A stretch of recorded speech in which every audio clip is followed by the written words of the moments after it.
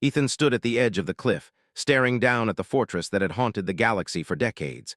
Its black spires pierced the sky like the claws of some enormous beast, and smoke curled from its towers as if the building itself were breathing fire. The stories said that no one had ever escaped from inside. No one had ever returned to tell what horrors awaited. Yet here he was, a single human against an army of aliens who considered humans weak and unpredictable. He tightened the straps on his utility harness, checking his equipment one last time. His pulse raced, but his mind was calm. He had planned for every possibility, or so he thought. He glanced at the small communicator on his wrist. A faint pulse showed that Princess Lyra was alive, trapped inside the fortress. Her message had reached him only hours ago. "Please, someone save me." That ingenuity had brought him through countless dangers before, and he was confident it would work again. He activated his grappling hook and aimed for the nearest tower. The mechanism whirred, and a cable shot out, embedding itself firmly into the stone. He swung himself forward, landing silently on a narrow ledge.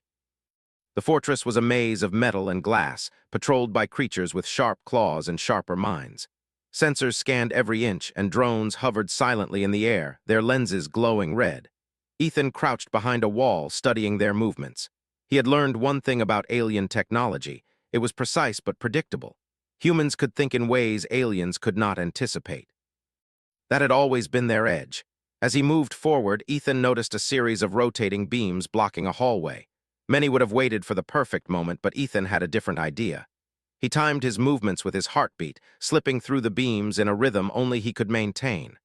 One wrong step, and the alarms would sound, and the mission would fail.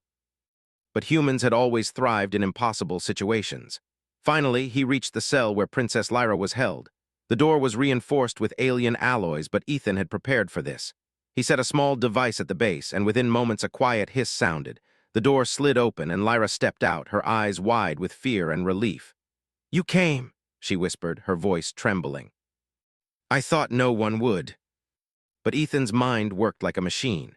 He set distractions, created openings, and led Lyra through the fortress as though he had walked these halls 1,000 times. At one point, a squad of guards appeared, moving silently as shadows. Ethan grabbed a metal rod and threw it against the wall. The clang echoed, drawing the guards toward the sound. He and Lyra slipped past them unseen. "You're amazing," Lyra whispered, awe in her voice. Ethan smiled faintly. Humans were underestimated, and that made them deadly in situations like this. Hours passed, and the fortress seemed endless.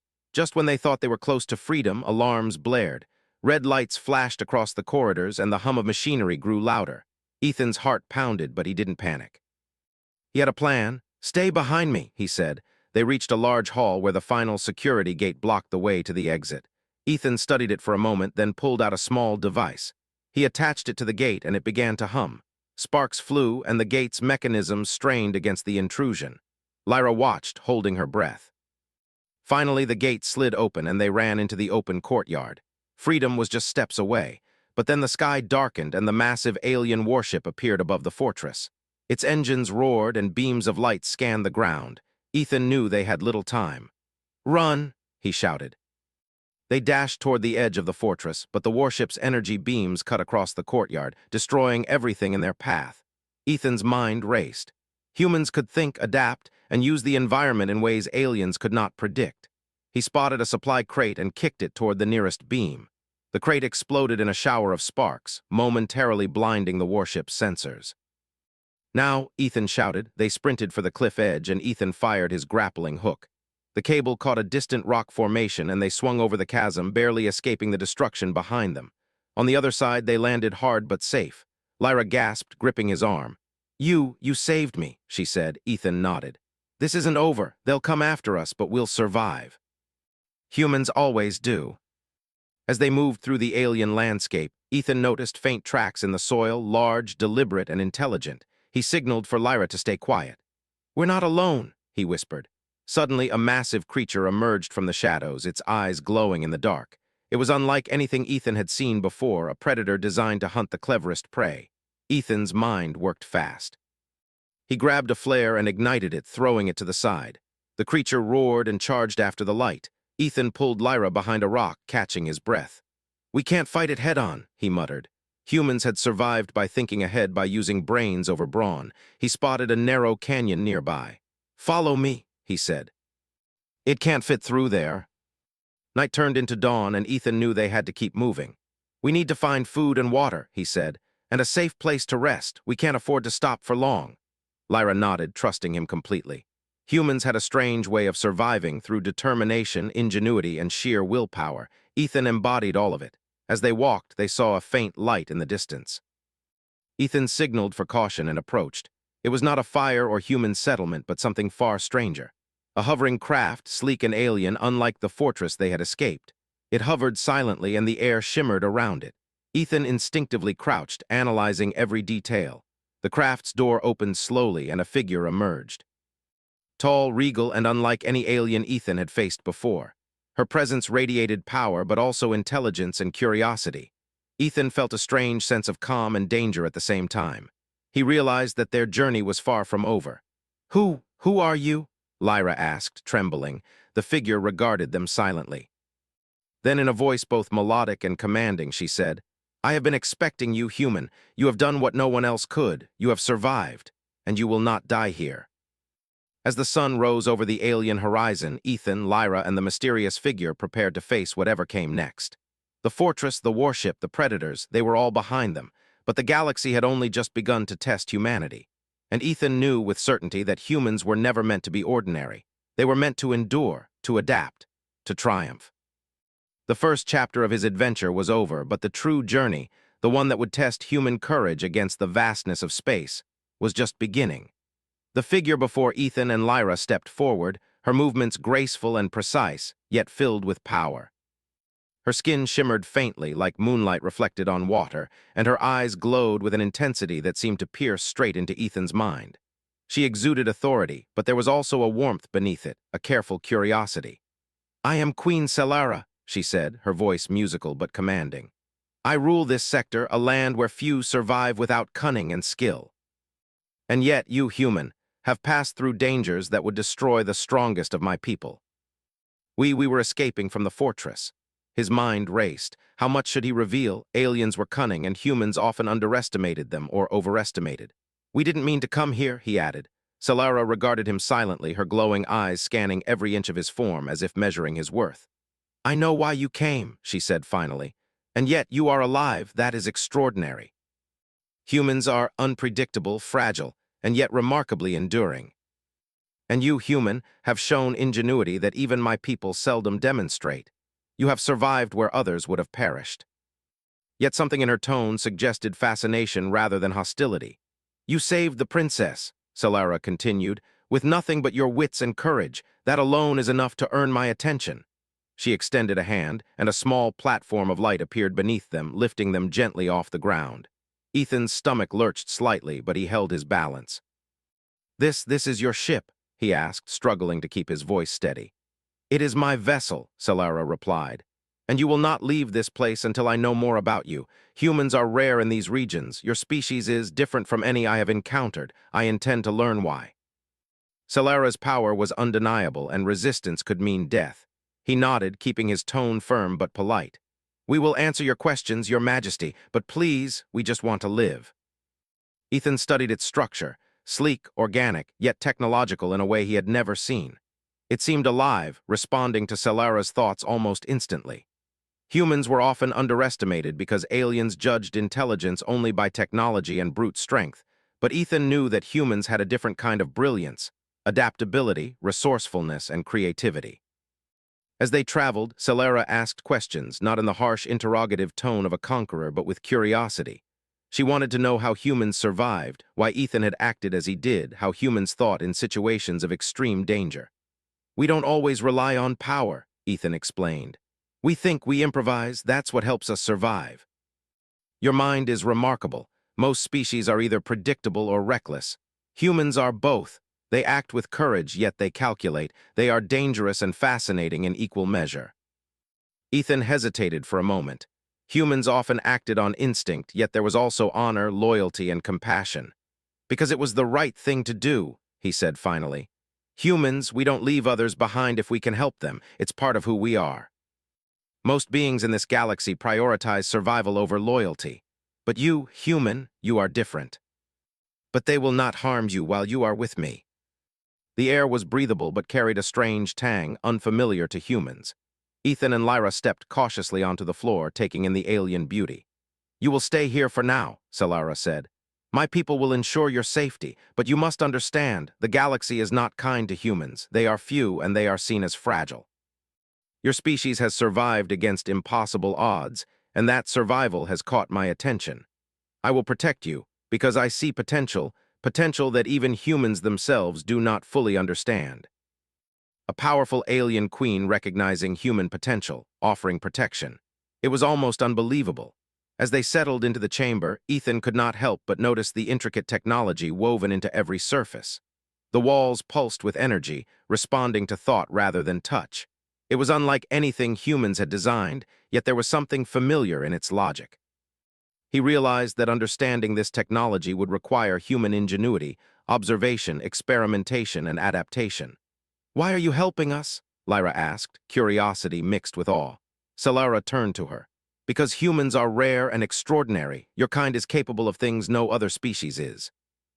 You survive, you adapt, you fight against impossible odds, and yet you also inspire loyalty and courage. That is why you are worthy of protection. Humans thrived under pressure, but the stakes were high.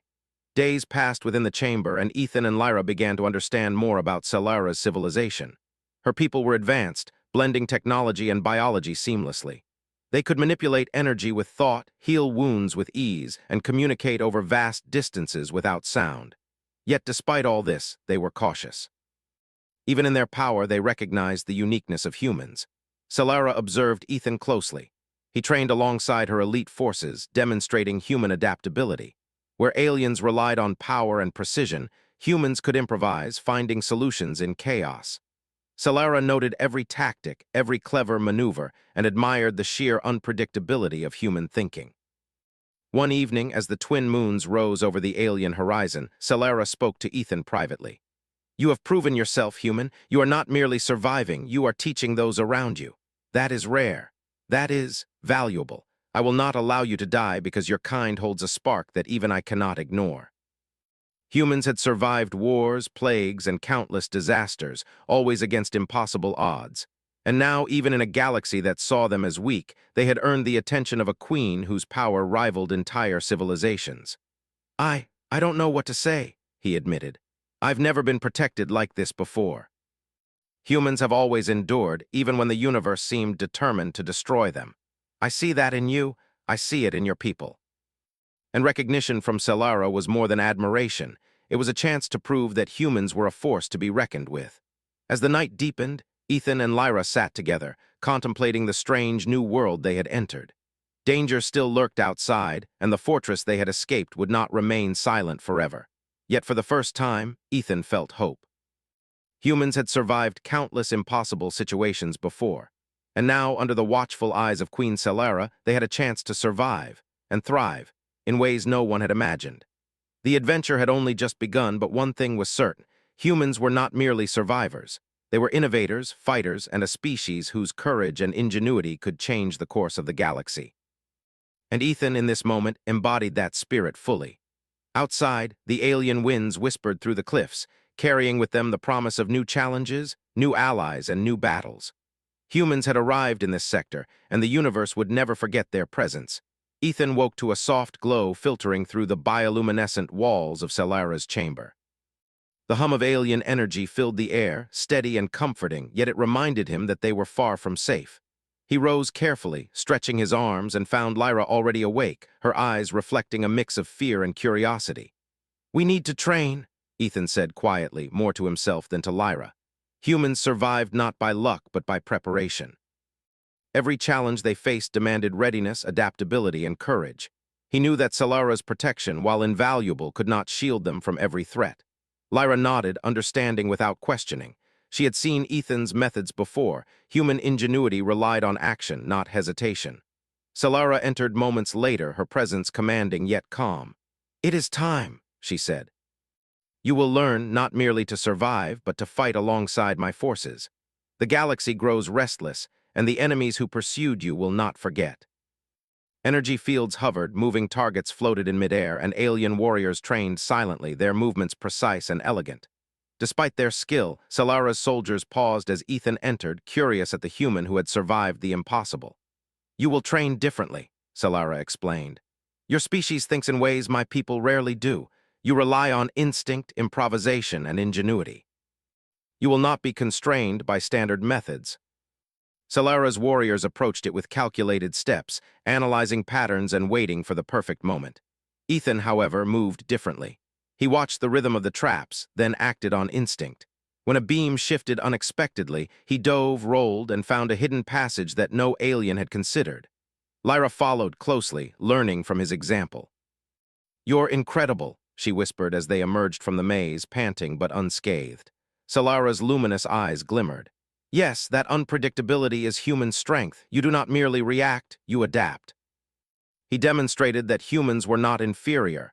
They were unpredictable, innovative, and capable of turning even hopeless situations into opportunities. Days passed, and training intensified. Ethan learned to blend human tactics with alien technology, crafting strategies that combined improvisation with precision. He discovered that while Solara's people had incredible power, they often relied on rules and patterns. Humans, on the other hand, thrived on bending rules and exploiting unpredictability. One evening, as Ethan practiced dodging energy beams that shifted randomly, Solara approached. "Your ingenuity is remarkable," she said, "but soon it will be tested. The warlord who rules the fortress you escaped from will send forces to capture or kill you. He cannot allow a human to escape and survive. You will face overwhelming odds. Many underestimate humans, and yet you continue to endure." Humans had always thrived when outnumbered. Strategy and adaptability were their weapons. "We cannot fight them head-on," Ethan said, pointing at the formations on the holographic display. "They rely on numbers and brute force. We need to use speed, deception, and terrain. We can make them believe we are weaker than we are, then strike where they least expect it. Your tactics are unconventional, but effective. We will follow your lead." Finally, the day of confrontation arrived. Ethan and Solara's forces moved silently through the alien landscape, shadows among shadows. The enemy was vast, their numbers intimidating, but Ethan's strategy turned that intimidation into advantage. He guided the forces into a narrow canyon where the enemy's war machines could not maneuver. They lured the first wave into traps using decoys and explosive energy devices. The alien forces faltered, surprised by tactics they could not predict. Ethan's human ingenuity became their greatest weapon. "Hold your positions," Ethan shouted. "Wait for the signal." Ethan triggered a series of traps that isolated the enemy into narrow passages, cutting off their reinforcements. Solara's forces moved with precision, guided by his strategies. Lyra watched in awe as Ethan led the battle. She realized that humans were not merely survivors. They were innovators, capable of thinking in ways that could challenge even the most advanced civilizations. Hours passed, and the battle reached its climax. Ethan spotted the enemy commander, the warlord who had ruled the fortress, directing his forces with arrogance. Ethan knew that capturing or defeating him would end the campaign.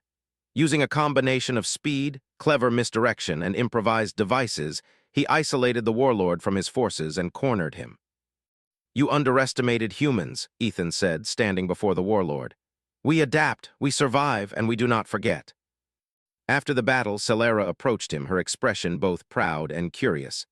"You have done what few could. You have not only survived, you have led, inspired, and triumphed. Humans are remarkable."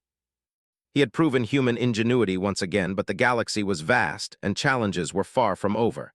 Lyra came forward, placing a hand on his arm.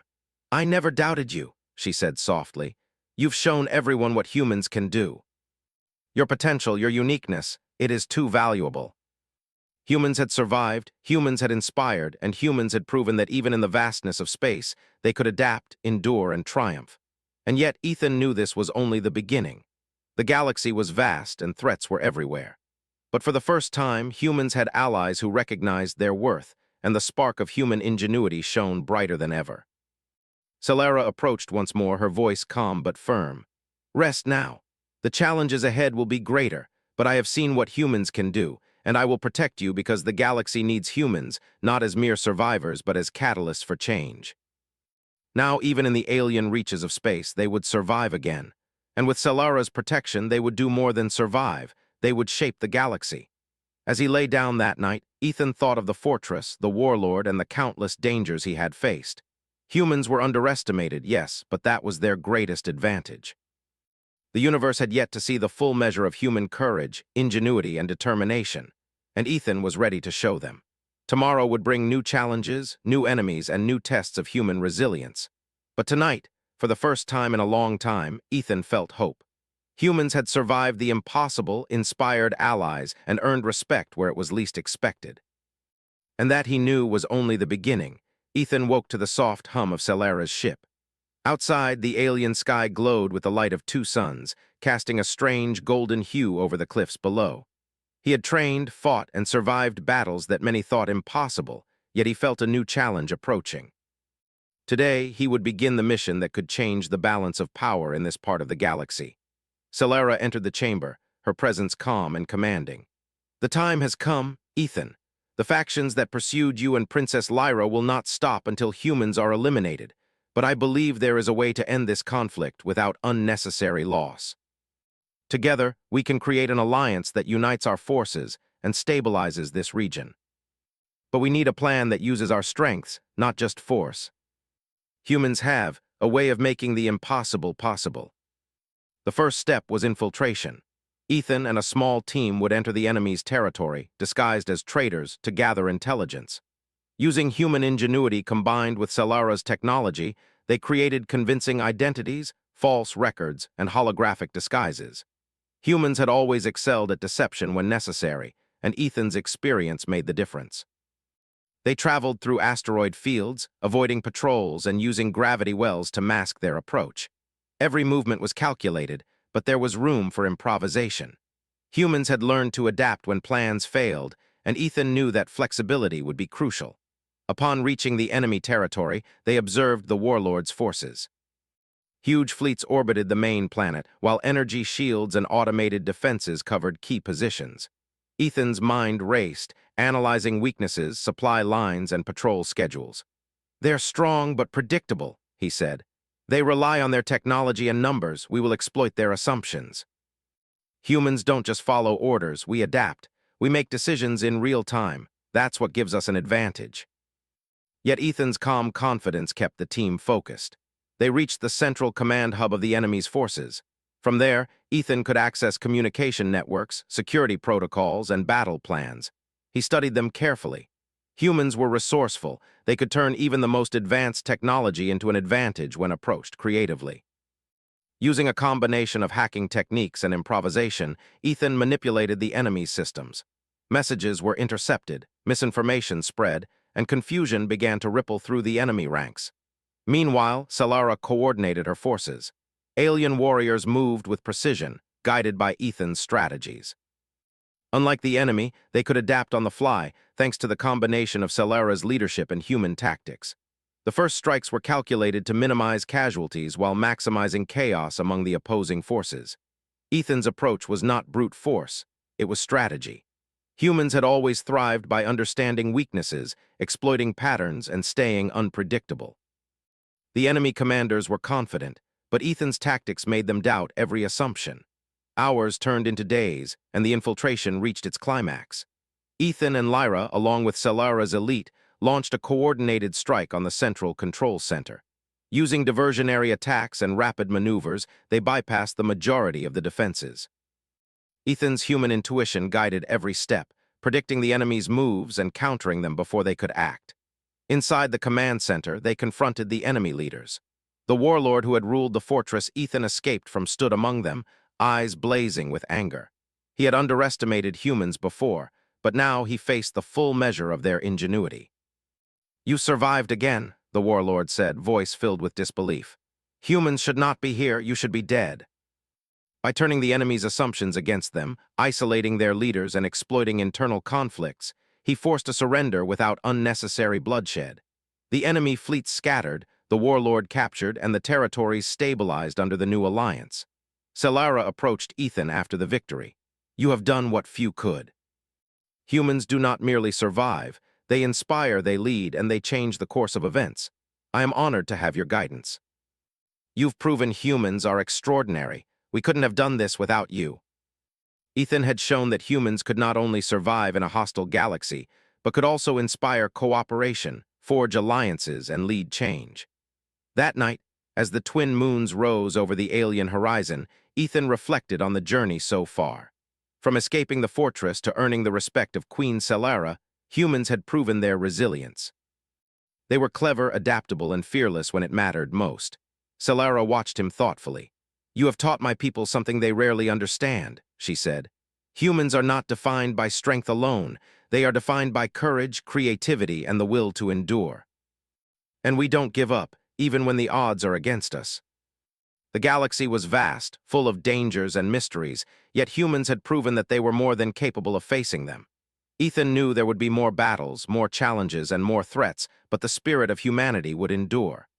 As the night deepened, Ethan prepared for the next phase of their mission. The alliance had been formed, but stability required vigilance. Human ingenuity, combined with the strength of Selara's civilization, would shape the future of this sector. And Ethan, a single human among countless stars, would continue to prove that humanity was not merely a species, it was a force. A force capable of surviving, inspiring, and transforming the galaxy. The journey was far from over, but one truth remained clear. Humans, underestimated and overlooked, could rise above impossible odds. And Ethan, through courage, intelligence, and determination, embodied that truth fully. For the first time, humans were not just survivors. They were leaders, allies, and catalysts for change in a galaxy that had never known what to expect from them. And the universe would never forget it. The morning sun rose over the alien horizon, casting long golden rays across the cliffs and valleys where Ethan, Lyra, and Selara's forces had established their command. The previous battles had tested every skill and every ounce of human ingenuity, yet Ethan knew that the galaxy was not yet safe. The warlord and his allies were defeated, but pockets of resistance remained, and the fragile peace required careful attention. Ethan stood at the edge of the command platform, looking out over the assembled fleet. Ships of Selara's civilization gleamed with alien technology, their sleek hulls reflecting the twin suns. Among them, human engineers and soldiers worked side by side with Selara's forces, learning, adapting, and preparing for the next phase. Humans, though small in number, were proving to be indispensable. Lyra approached, her eyes bright with determination. "Ethan, are you ready?" she asked. "The Council wants to move forward with the final plan. It's now or never." Humans thrived under pressure. This was the moment where planning, courage, and adaptability would determine the outcome. "We've come this far," he said. "We survive by thinking, by acting, and by not giving up. Today we finish what we started. You have shown them otherwise. Now we will show them that humans, combined with strategy and ingenuity, are unstoppable." He knew that humans could exploit assumptions, think unpredictably, and turn chaos into advantage. As the fleet moved into position, Ethan led a small strike team on the ground. Using stealth, traps, and clever improvisation, they infiltrated enemy supply lines. Alien sentries, trained to anticipate predictable tactics, were repeatedly outsmarted. Ethan moved like a shadow, anticipating movements, predicting decisions, and adapting to every unexpected turn. Lyra followed, learning and improvising alongside him. Meanwhile, Selara coordinated her forces from the fleet. Her warriors moved with precision, guided by Ethan's strategies. The enemy, confident in their technology and numerical superiority, was caught off guard. Human ingenuity disrupted their formations, and what seemed impossible began to fall apart. Hours turned into tense maneuvers and calculated skirmishes. Ethan's team disabled energy shields, rerouted supply convoys, and sowed confusion among enemy fleets. Each move was designed not to destroy indiscriminately, but to weaken strategically, showing that humans could achieve victory through intelligence and innovation rather than brute force. Finally, they reached the central command station of the remaining enemy forces. The warlord who had ruled the fortress they escaped from was cornered, surrounded by his own soldiers. He had grown arrogant, confident that humans could not challenge him again. But Ethan had learned from every previous encounter. He understood that courage, combined with adaptability, was more powerful than any weapon. "You've underestimated humans for the last time," Ethan said, stepping forward with Lyra by his side. "We survive, we adapt. And we don't just fight wars, we end them." And today, you will see the strength of a species you never understood. The enemy commanders realized too late that they were facing not just warriors, but strategists, humans who could think beyond the rules, beyond expectation. The battle ended swiftly. The warlord and his allies were captured, and the remaining forces surrendered. There was no chaos, no unnecessary destruction. Humans had achieved victory not through numbers, but through intelligence, adaptability, and courage. Solara approached Ethan, her eyes glowing with approval.